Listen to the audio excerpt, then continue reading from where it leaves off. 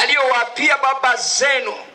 Ndiyo sababu Bwana akawatoa kwa mkono wa nguvu, akawakomboa katika nyumba ya utumwa, katika mkono wa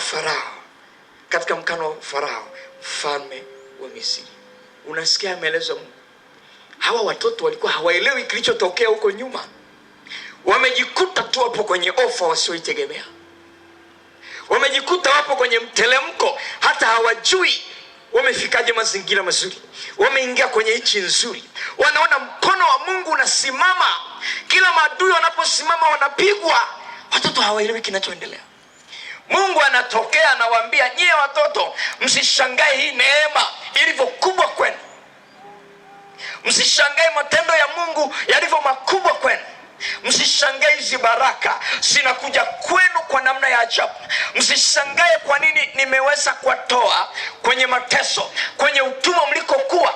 Anawaambia si kwa sababu ya matendo yenu, si kwa sababu ya maombi yenu, si kwa sababu ya uzuri mlio nao, lakini ni kwa sababu ya uwapo, kwa sababu ya mapatano yale niliyopatana na Ibrahimu na wazazi wenu. Hayo yameruhusu haya yote yatendeke.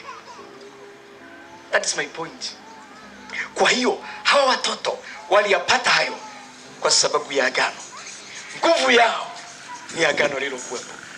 Na ndio maana kuna watu huwezi kushindana nao. Huwezi kujua mama yao walisema nini kwa Mungu wao. Huwezi kujua wazazi wao waliomba nini kwa Mungu. Hakuna anayeweza kuwatoa mikononi mwangu. Anasema kondoo wangu wanaijua sauti yangu. Amen. Na hakuna miungu inayoweza ikawachukua ikawatoa mikononi mwangu. Kwa nini Yesu anajisifu? Kwa sababu anajua kuna agano lililopo. Lile agano huwezi kuwatoa watu kwa Yesu kirahisi, huwezi. Kuna agano limewashikilia. Haleluya. Ukimuuliza Yesu yuko wapi, mbona hatumuoni? Agano lina nguvu. Muulize mwenzako, umeshawahi kuwa na muda wa kutengeneza patano na Mungu ja uzao wako?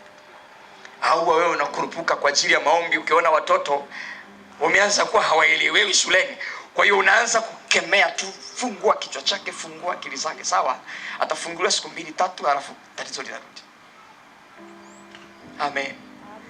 Au ukiona kamechemka ndo maombi yanaanza. Sema shetani, achia mtoto wangu. Sawa, ataondoka kwenye mafua na homa itaondoka. Bwana Yesu asifiwe. Bwana Yesu asifiwe. Shida yangu ni nini? Kanisa la Mungu tutengeneze patano na Mungu. Watoto wetu wasiwe hewani. Hizi ni siku za mwisho.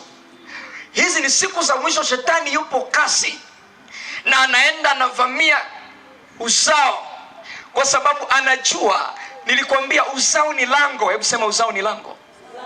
Uzao ni lango ambalo huwa linamilikiwa. Na ndio maana kuna familia unaweza ukazikuta familia nzima zina kesi za aina moja, zina maisha aina moja, zina magonjwa ya aina moja, zina tatizo la aina moja. Ni kwa sababu kwenye ule uzao lile lango limemilikiwa na shetani. Na ndio maana tukiokoka lazima tuanze kujikumuta kwenye hayo, kwamba Mungu fanya check up katika lango la uzao, ili vitu vibaya visije vikapita kutoka kwangu, maana viko nyuma yako.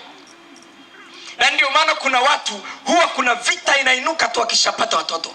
Ukishazaa tu hapo ndo shida zinazidi.